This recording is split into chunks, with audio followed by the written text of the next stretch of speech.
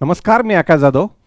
सगळ्यात महत्त्वाचं म्हणजे हा व्हिडिओ पहिल्यापासून शेवटपर्यंत बघा. यामध्ये प्रत्येकासाठी काही ना काही आहे. दुसरं, बऱ्यापैकी ज्यावेळेस एक्झाम आहे, कुठून अप्लाय करायचं, काय करायचं ह्याबद्दल मी असं मानतो की तुम्ही माझ्या बऱ्यापैकी गोष्टी ऐकतात आणि त्यातल्या बऱ्यापैकी गोष्टी ज्या आहेत त्या इनलाईन जे आहेत ते मे बी कट ऑफ असोत, मग किंवा रिक्रुटमेंट नोटिफिकेशन असोत किंवा कुठून अप्लाय करायचं हे बऱ्यापैकी त्यातले गेसेस जे आहेत ते व्यवस्थित लागतात. तर माझं असं म्हणणं होतं की ह्यासुद्धा रिक्रुटमेंटबद्दल जे मी सांगणार आहेत तुम्ही पहिल्यापासून शेवटपर्यंत ऐकायचं आहे आणि तुम्हाला पटलं तर अप्लाय करायचं आहे, नाही पटलं तर नाही करायचं आहे. एक ॲडव्हर्टिजमेंट आहे मध्य प्रदेशच्या ॲपेक्स बँकेची. त्याबद्दल पहिल्यांदा आलेली नोटिफिकेशन मी पहिल्यापासून शेवटपर्यंत वाचलं. त्यामधले मुद्दे तुमच्याशी एकदा डिस्कस करतो आणि त्यानंतर आपण पुढे बघूयात की आपल्याला करायचं काय आहे. बघा, एक मोठं यश आपल्याला जेव्हा स्टेट बँक ऑफ इंडियामध्ये महाराष्ट्रासाठी फक्त 100 जागा होत्या क्लरिकलच्या, तेव्हा इथल्या विद्यार्थ्यांनी बाहेरून अप्लाय केलं होतं. ज्या राज्यामध्ये त्यांना जी LPT आहे ती बऱ्यापैकी सोपी जाईल अशा पद्धतीनं, आणि अशा प्रत्येक राज्यांमध्ये महाराष्ट्रातल्या मुलांनी यश मिळवलं आणि त्यातले ऑलमोस्ट सगळेजण आपापल्या ठिकाणी पोस्टेड आहेत. आता मला असं वाटतं अशीच एक संधी मध्य प्रदेशच्या अपेक्स बँकेमध्ये जी ती आलेली आहे आणि त्याच्यामधली संधी ही आपल्या रेग्युलर बँकेपेक्षा खूप मोठी आहे. दुसरं, ज्या पद्धतीचा आपल्याला वर्कलोड जो आहे तो कोणत्या एखाद्या शेड्यूल कमर्शियल बँकेमध्ये, मग ती प्रायव्हेट बँक असो, नॅशनलाइज बँक असो, इथं कुठेही मिळतो, त्यापेक्षा वर्कलोड जो तो ह्या बँकेमध्ये कमी असणार आहे. आणि सोबत तुम्हाला तुमचं प्रिपरेशन चालू ठेवायचं असेल तर त्या अनुषंगाने सुद्धा तुम्ही ह्या सगळ्या गोष्टी बघू शकतात. तर चला आपण चालू करूयात आपल्या आजच्या ह्या व्हिडिओसाठी. हे सगळं पाहत असताना बघा, फक्त एक अनाऊन्समेंट मला करायची होती, ती म्हणजे आपल्या ऑफलाईन आणि ऑनलाईन बॅचची. आपली ऑफलाईन बॅच जी आहे ती 26 ऑगस्टला स्टार्ट झालेली आहे संभाजीनगर येथे, आणि ऑनलाईन बॅच ही सुद्धा स्टार्ट झालेली आहे 29 ऑगस्टला, ज्याचे अजून दोघांचेही बेसिक चालू आहेत. तर त्याच्याबद्दलची डिटेल काय तुम्हाला लागत असतील तर खाली जी तिकीट लाईन आहे त्यावर, किंवा तुमच्या नंतर जो पुढची पिढी बँकेची तयारी करणार आहे किंवा तुमच्या नंतर जे काही ज्युनियर्स तयारी करणार त्यांच्यापर्यंत एवढा मेसेज जो तुम्हाला पोहोचवायचा आहे. तर बघा, आपण पुन्हा आपल्या जाहिरातीवर येऊयात. जाहिरातीवर येताना ही आहे ती जाहिरात, मध्य प्रदेश राज्य सहकारी बँक मर्यादित TT नगर. सगळ्यात महत्त्वाचं म्हणजे ॲप्लिकेशनची लास्ट डेट 5 सप्टेंबर आहे. आज मी व्हिडिओ बनवतोय त्या दिवशी 1 सप्टेंबर आहे. 4 ते 5 दिवसाचा वेळ तुमच्या हातामध्ये आहे. 6 ऑगस्टपासून ते 5 सप्टेंबर ॲप्लिकेशनची डेट आहे. ॲप्लिकेशनची फीस 1200 आहे आणि 900 आहे SC ST PWD ह्या पद्धतीनं. त्याच्यानंतर एक्झाम जी आहे ते एक्झाम डेटबद्दल मी तुम्हाला जशी काही माहिती मिळाली ती तुमच्यापर्यंत कळवतो. असलेल्या पोस्ट ह्या खूप मोठ्या आहेत बरं का. पहिली आहे ॲडिशनल चीफ एक्झिक्युटिव्ह ऑफिसर, 15 जागा आहेत त्यासाठी. मॅनेजर अकाउंट्स 34 जागा आहेत. मॅनेजर ॲडमिनिस्ट्रेशन 34 आहेत आणि नोडल ऑफिसर 12 आहेत. तर सांगण्याचा मुद्दा, एनी ग्रॅज्युएटला पण जागा आहेत, कॉमर्सला पण वेगळ्या जागा आहेत आणि ज्यांना बँकेत अनुभव आहे त्यांनाही वेगळ्या जागा आहेत. तर ह्या तिघांबद्दलची माहिती आपल्याला पाहिजे आहे. जेवढं मला आठवतं MSC बँकेमध्ये म्हणजे आपल्या राज्याच्या महाराष्ट्र राज्याच्या महाराष्ट्र स्टेट कोऑपरेटिव्हमध्ये हे रिझर्वेशनची सिस्टम नव्हती. इथे जेवढं आठवतं तेवढं इथं रिझर्वेशनची सिस्टम आहे. ह्याचा अर्थ या बँकेमध्ये गव्हर्नमेंटचा स्टेक जास्त असला पाहिजे. व्हिडिओ स्टार्ट करण्याच्या आधी मी आत्ता त्यांची जी वेबसाईट होती apexbank.in याच्यावर गेलो, त्यावर पाहिलं तर त्यावर मला माहिती सापडली नाही की गव्हर्नमेंटचा हिस्सा किती काय ते. पण मला व्हिडिओ लेट करायचा नव्हता कारण की ऑलरेडी लेट झालेलं आहे. तर त्यानंतर तुम्ही बघू शकता, जर का रिझर्वेशनची सिस्टम आणलेली आहे ह्याचा अर्थ ही बँक पूर्णपणे गव्हर्नमेंटच्या अखत्यारीतली असू शकते. ह्याचे चान्सेस आहेत. त्यानंतर मी MP अपेक्स बँक विकिपीडियावर चेक करून बघितलं, मला संबंध जेवढे रिलेटेड पेजेस आहेत ते जसे पाहिजे तसे सापडलेले नाही आहेत. तर तुम्ही ते चेक करू शकता. पण मला असं वाटतं जेवढा अधिकार महाराष्ट्र शासनाचा MSC बँकवर आहे त्याच्यापेक्षा जास्त दिसतोय, कारण की पूर्ण रिझर्वेशन सहित PWDच्या वेगळ्या वेकन्सीज या सगळ्या गोष्टी ज्या त्यांनी दिलेल्या आहेत. आपण थोडंसं पुढे येऊयात. ॲडिशनल चीफ एक्झिक्युटिव्ह ऑफिसरसाठी बघा, ह्या पोस्टसाठी त्यांना काय पाहिजे, एक तर PG पाहिजे किंवा CA CFA SAW पाहिजे किंवा MBA पाहिजे. आता PGमध्ये MBA आलंच होतं तसं पाहिलं जातं, आणि 2 वर्षाचा अनुभव पाहिजे इन मिडल किंवा senior level in the banking sector. तर माझं असं म्हणणं होतं, तुम्ही जर का ऑफिसर म्हणून वर्क करतायत एखाद्या नॅशनल बँकेमध्ये तर किंवा ग्रामीण बँकेमध्ये सुद्धा तुम्ही त्या ठिकाणी मिडल लेवलला मला वाटतं ते JMGS आहे, स्केल 2 पासून पुढे असू शकतं. आता ते फक्त इंटरप्रिटेशन काढणार आहे. आपलं जे PO असतो तो JMGS असतो, ज्युनियर मॅनेजमेंट ग्रेड असतो, तिथून पुढे MMGS चालू होतं मिडल.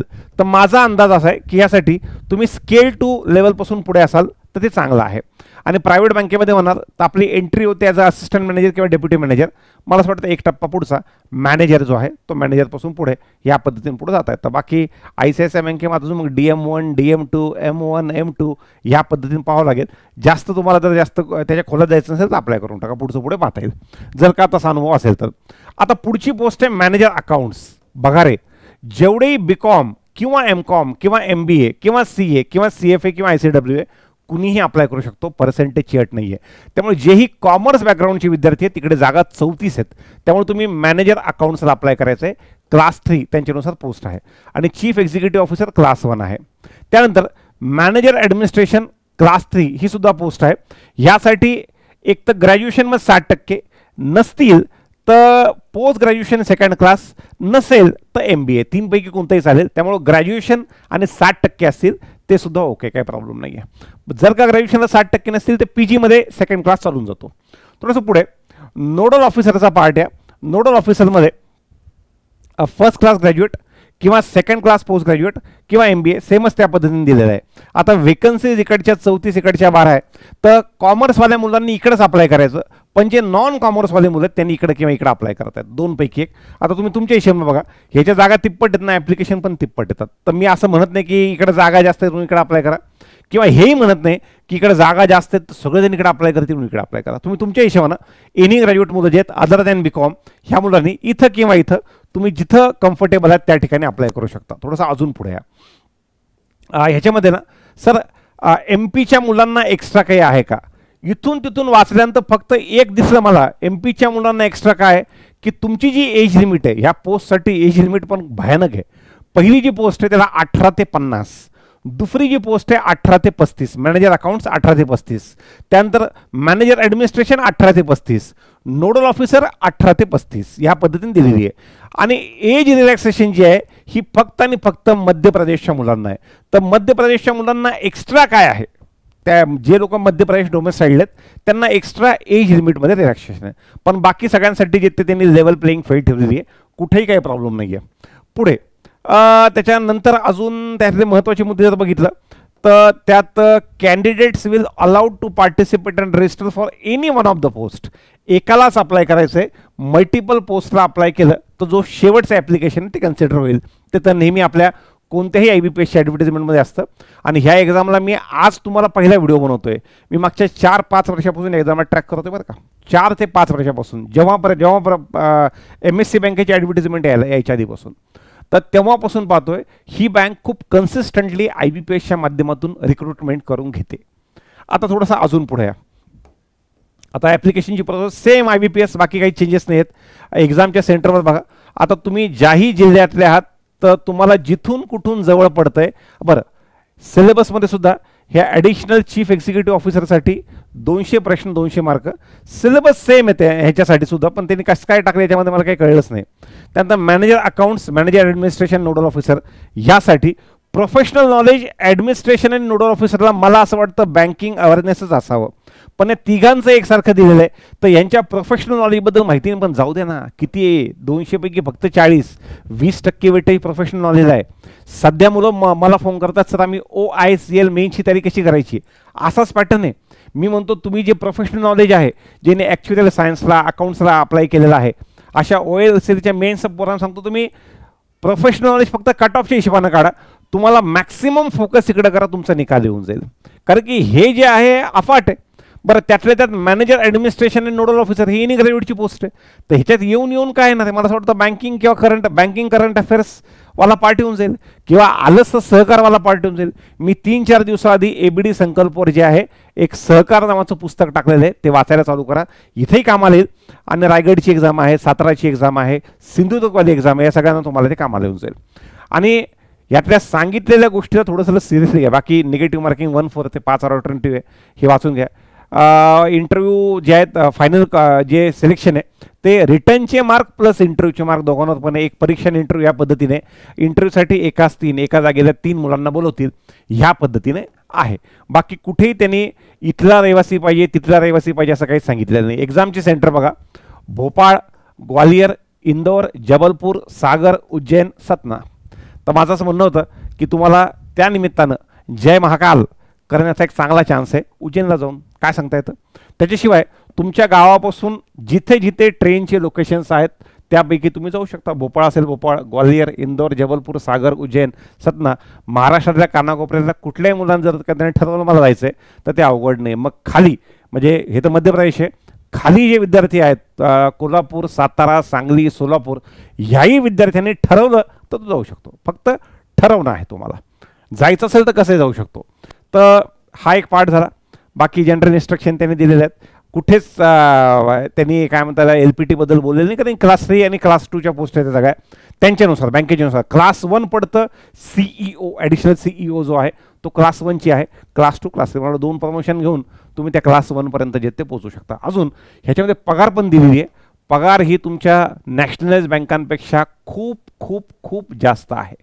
ह्याच्यामध्ये प्रसाद बघा पगार कुठे दिलेली आहे, हे बघितलं दिलेली आहे. हां, हे बघा ॲडिशनल चीफ एक्झिक्युटिव्ह ऑफिसरचा पगार आहे 1,43,000 रुपये महिना. मॅनेजर अकाउंटचा पगार आहे 1,01,000 रुपये महिना. मॅनेजर ॲडमिनिस्ट्रेशनचा पगार आहे 1,01,000 आणि नोडल ऑफिसरचा पगार आहे पुन्हा एकदा 1,01,000. तर तुमच्या नॅशनलाइज बँकांच्या कोणत्याही पगारपेक्षा 70,000चं बेसिक आहे. 70,000चं बेसिक. बाकी आपल्या नॅशनलाइज बँकांचं बेसिक 48,400 आहे. 48,400चं बेसिक यांचं बेसिक आहे 70,000चं. तर त्यामुळं मला असं वाटतं की तुमच्यासाठी थोडीशी, कारण की मला एवढं तर कळालेलं मागच्या एक दिवसापासून आपल्या पोरांना जॉब पाहिजे, ते आता कुठेही करायला तयार आहेत. आणि गेल्याच्यानंतर तुम्ही तिथे विचारा की जेवढं नेगेटिव्ह तुम्ही जाण्याच्या आधी होतात, मी राजस्थानला गेलो, मी UPला गेलो, आणि जात असताना जेवढं आधी तुम्ही महाराष्ट्र सोडताना निगेटिव्ह होतात त्यानंतर मुलं थोडंसं सेटल होऊन जातात. ठीक आहे. आणि त्यातल्या त्यात सेटल होण्याच्या पाठीमागचं सगळ्यात महत्त्वाचं कारण म्हणजे अकाउंटला पैसे येतात, हे आहे. थोडंसं पुढे या, थोडा अजून पुढे या. बघा ह्यामध्ये सर आयुष्यभर मध्य प्रदेशमध्ये जॉब. येस, हा तुम्हाला पॉझिटिव्ह घ्यायचा आहे, निगेटिव्ह घ्यायचा तुमच्या हिशोबाने बघू शकता. कारण की मध्य प्रदेशची ॲपेक्स बँक आहे. कोणत्या पोस्टला अप्लाय करावं?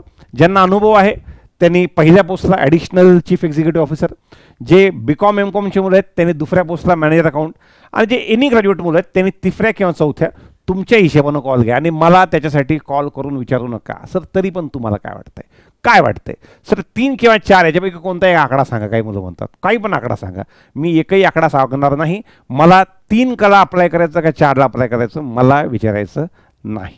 ठीक आहे. त्यामुळे कारण की त्यामुळं आपापल्या हिशोबानं फ्लोन. आता जर मी सांगितलं नाही बिलकुल तुम्हाला चांगला स्कोप 3ला आहे, ॲप्लिकेशन तिकडे वाटतील 4चा कट ऑफ कमी लागेल. मी म्हणलं 3ला 34 जागा आहेत, 4वर कोणाचं लक्ष नसेल, तिकडे 12 जागा आहेत पण तिकडे कोणाचं लक्ष नसेल, तिकडे अप्लाय करा. तर बिनकामाचा तिकडचा कट ऑफ जो आहे तो अशा गोष्टी म्हणतात तलाठीला अप्लाय करताना रायगड होणे असं म्हणतात. सगळे व्हिडिओ आले रायगडला कमी, रायगडचा कट ऑफ कमी लागेल. सगळ्यात हायेस्ट नंबर ऑफ ॲप्लिकेशन रायगडचे गेले होते तलाठीच्या एक्झामच्या वेळेस. मी त्याची आठवण करून देतोय फक्त. पुढे कामाचा लोड ॲपेक्स बँक आहे त्यामुळे तुम्हाला माहिती आहे MSC बँकेच्या पोरांना विचारा. इक्विव्हॅलेंट हा बाकी बँकांसारखा नसतो. एवढं जास्तही लाडकी बहीणचा जो प्रेशर आहे तो त्या ठिकाणी नसतो. तर त्यामुळं तिथं पहिल्यापासून स्कीम जी ती चालूच आहे लाडली बना, त्याच धर्तीवर महाराष्ट्र शासनानं आणलेलं आहे. तर ॲपेक्स बँक असल्यामुळं कंपॅरेटिव्हली ब्रँच बँकिंगवाले ज्या इतर बँका आहेत त्यापेक्षा लोड कमी असणार. दुसरं म्हणजे खेड्यागावामध्ये ब्रँचेस जे आहेत ते नसतील, हे तिथल्याही सिटी पोझिशनच बँकिंग असतील. कारण की आपल्या ज्या MSC बँकेच्या ब्रँचेस आहेत त्यासुद्धा शहराच्या ठिकाणी आहेत. प्रमोशन आणि पोस्टिंग, आणि मी अजून याच्याबद्दल डिटेलमध्ये सांगू शकलो असतो बरं का त्याच्या बँकांबद्दल, पण वेबसाईट त्यांची चालू नाही आहे आणि त्यांच्या वेबसाईटची इक्विव्हॅलेंट माहिती बाहेर विकिपीडियावर सुद्धा तेवढी जास्त मला मिळाली नाही. व्हिडिओ लवकर बनवायचा तर मीच तुम्हाला सांगितली असते. आता बाकी मंथली सेशनमध्ये सांगतो. प्रमोशन आणि पोस्टिंग, प्रमोशन कंपॅरेटिव्हली स्लो असू शकतं, सॅलरी तर एकदम टकाटक आहे. पोस्टिंग मध्य प्रदेशमध्येच असेल. एक्सपिरियन्स कुठे काम येणार तर ही जी बँक आहे ही कोऑपरेटिव्हमध्ये मोडते. तर यांचा अनुभव ग्रामीण बँक स्किल 2ला कामाला येतो. यांचा अनुभव IDBIची पाठीमागे SOची एक्झाम आली होती कामाला येतो. यांचा अनुभव जो आहे तो SBI CBO आणि bank of Maharashtra skill 2 skill 3 कामाला येत नाही. ह्या पद्धतीनं आहे.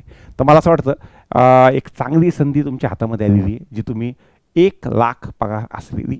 त्यामुळं तुम्ही एक रिस्क घेत, आणि हे अशाच मुलांना पुन्हा सांगतोय ज्या मुलांची दुसऱ्या राज्यामध्ये जाऊन काम करण्याची जी ती इच्छा आहे.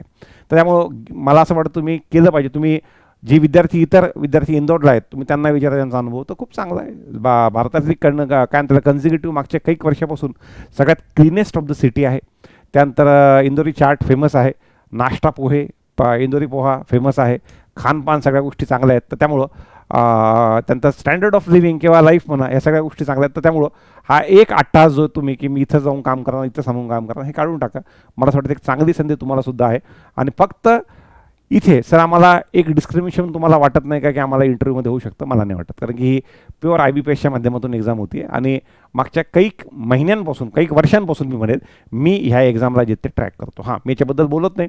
तुम्ही पाहिलं असेल जास्तीत जास्त जे मुलं याच्यात विचारतात कमेंटमध्ये हिंदी लेक्चरच्या, त्यातच मुलांनी काही डेट वगैरे विचारलं तेवढंच बोलतो. पण ह्या एक्झामबद्दल मी पाहत आलेलो आहे, म्हणून माझी इच्छा आहे की तुम्ही सगळ्यांनी त्याला अप्लाय केलं पाहिजे.